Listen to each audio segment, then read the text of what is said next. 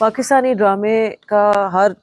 سال ایک سوال ہوتا ہے، بٹ آئی فیل کہ اس دفعہ 4 سالوں میں، آئی فیل 3-4 سالوں میں جو سکسیس ہوا ہے ورلڈ وائڈ اور ڈیجیٹلی، آئی تھنک مین اس کا ریزن ہے کہ انٹرنیٹ، یوٹیوب، سوشل میڈیا نے بہت کنٹریبیوٹ کیا ہے اس کی ریچ بڑھانے میں. تو آپ کا پاکستانی ڈائسپورا، انڈین آڈینسز بھی پاکستانی ڈرامہ دیکھ رہے ہیں. اب مسئلہ جو پاکستانی ڈرامہ کا یہ ہے کہ obviously 80-90% جو تھیمز ہیں وہ فیملی ریلیشن شپس اینڈ پیار محبت یا ساس بہو وہی والے جو ہوتے ہیں نا، لیکن پھر بھی 5 سے 6% ڈفرینٹ ٹاپکس پہ بن بھی رہے ہیں، چاہے وہ ایکشن تھرلرز ہو جائیں یا سوشل ایشوز پہ ہو جائیں.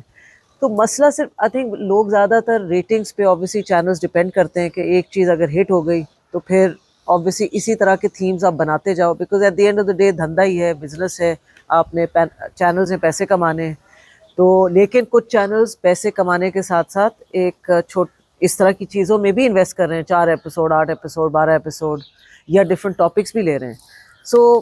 آئی ہوپ کہ یہ کرتے رہیں اور مے بی بیلنس اگر 90-10% نہیں ہے تو 60-40 ہو جائے.